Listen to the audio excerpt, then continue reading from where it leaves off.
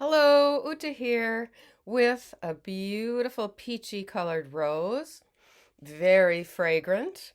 This is the beginning of the roses season, the regular climbing roses and bush roses. Oh, look at the bottom of it. Yes, it's just so beautiful. This happens to be a thornless rose. I'm trying to remember if it's called the Queen of Sweden, something like that. But it's a peachy, thornless rose with pinky tones on the bottom, and it's a climber, and it's climbing up well above the top of the stockade fence that's over on one side of the rose garden. Today I'm going to do the second part of the disappointing stepdad. Oh, just one detail. Here behind me is one last coleus, a foliage plant for the garden. It was such a big, beautiful one that I decided I would show it to you, and it will be planted in a shady part towards the back. And give some nice jolts of color together with the more mildly covered hostas. Excuse me, I've got a little catch in my throat. That's why on this one, part one, I suddenly stopped because my throat just sort of clammed up. Let's try to get through this. So, this is Rivera, and he's worried about his younger brother finding out about stepdad's cross dressing because stepdad is starting to make the whole house where mom moved into his boudoir where he can wear these nightgowns. Upon reflection, it is clear that something big was coming. When Gary called my younger brother into his bedroom, shared with my mother, of course, one Saturday morning, I, being in the know, was immediately horrified because I knew that Gary slept in these preposterous white sleeveless nightgowns, and he certainly had not changed out of that. OMG, laughing so hard at the recollection. Before we summoned my brother, evidently today was the day when Andy, which is a pen name, would get his own reveal. So he's his younger brother, having no concept of what this whole thing is when a man starts wearing his wife's nightgowns or his partner's. I think that they never married, but he was obviously there in the picture as a dude called the stepdad, Gary. So Andy, he's a pretty sanguine dude on the surface. His emotions run deep, though. I found that to be similar with my younger son. There's a lot that they don't say when they've been through things and when they've lived in the situation of absent father. His emotions run deep, though. At this time, we never spoke too much about Gary's cross-dressing around the house. Each of us preferred to take a wait-and-see approach to all this stuff. Bottom line, we didn't really have enough information to decide what was what. So I might have made a little mistake. Maybe Gary was already kind of going around the house in this stuff, but just not explaining it to the younger brother. So now he's going to do his reveal. Now that we're in the closet, see, the thing is, Rivera doesn't feel that this took him and his younger brother Andy out of the closet with the stepdad Gary. He felt instead that he was drawn into the closet and his younger brother was being dragged along. And I would agree with that. I would agree that I and my sons were dragged into the closet. In fact, at times I've called it the closet behind the closet, because we're just stored away in the auxiliary closet, and the first closet is, of course, reserved for Nettie and the Netties of the world. Now that we're in the closet, we had to dedicate our little minds to maintaining it. We couldn't tell friends or family. We had to be extra sure that we didn't open the front door without looking, possibly causing a reveal. We had to not ever associate any feelings of displeasure or discomfort while he was wearing his relaxation outfits. Where am I? Garments, his relaxation garments. Basically, the closet. The closet was everywhere around us, occupying at least a part of our minds at all times. How could it not? It makes for a paranoid kid. That much is true. Gary may have been relaxing in those clothes, but those clothes meant anything but relaxation for us. In fact, I remember a pervasive and constant dread permeating every human interaction from that point. You have to remember, Rivera's about 11 or 12. He's starting his own time of adolescence involving his own changing body and sensitivities. I mean, Gary is just not being a helpful, their stepdad. He's using these stepsons as props. Will this person find out about Gary?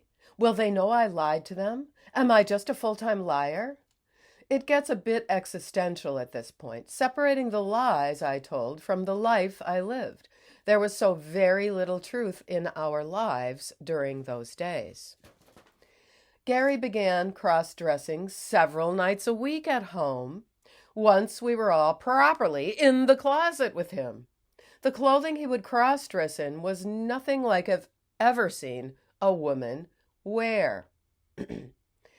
It was highly feminine hausfrau nonsense from the 1950s, a caricature of what he thought a lovely 1950s woman would wear: petticoats, house dresses, nightgowns, and camisoles.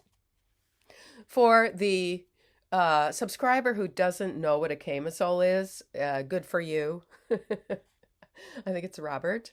A camisole is a lacy, just undershirt. Okay. A lace and camisoles. All of it was somewhere on the lingerie spectrum, not stuff a woman would wear, to actually live on Earth. He began calling it his Donna Reed time. Donna Reed being an old 1950s show where Donna Reed played a very brainy but, I believe, traditional mother and wife. I only learned much later that it was a 1950s to 60s TV actress known for being a perfect mom and a hottie. Always and a hottie. This whole thing is smacked of mocking women, even at the time when I was 9 years old. Nothing could be more of a mockery to women than seeing him with his bushy mustache and slab-like arms, perfectly setting the contrast to the clothing. I will again use the term preposterous to describe both how Gary looked and his femme aesthetic itself. Preposterous. Donna Reed, he was not. And that other person we see too much of. We're saturated with that guy who is imitating Audrey Hepburn. Audrey Hepburn, he is not. Gary himself admitted to being a transvestite and that he preferred it to be called a femophile. So that's a made-up word. A man who has a high admiration for the female and wishes to emulate them as much as possible. The terminology is somewhat different now, but femophile was the TS/TVs, means transsexual/transvestites, nomenclature from within their circles. I had forgotten about that. Femophilia is not a clinical definition, but it is definitely the self-idealized version of autogynephilia, AGP, the imagining of yourself as the male, imagining himself as a woman for sexual arousal. It was en vogue at the time. Gary himself presented me, the precocious elder brother, with various Planned Parenthood looking tracts. I don't think they were from Planned Parenthood then, but there were brochures that people were using as a method of explanation. This is to a little boy. This is, I mean, a middle childhood boy who doesn't have the father figure that he so misses. In reality, these were just apologia and propaganda offering a one-sided narrative that totally divorced the cross-dressing and femophilia, their main objective, sexual gratification. It's apparent to me now that this movement, this ideology, and this practice has been preparing for decades to expand its closet from the family level to the society level. I completely see this.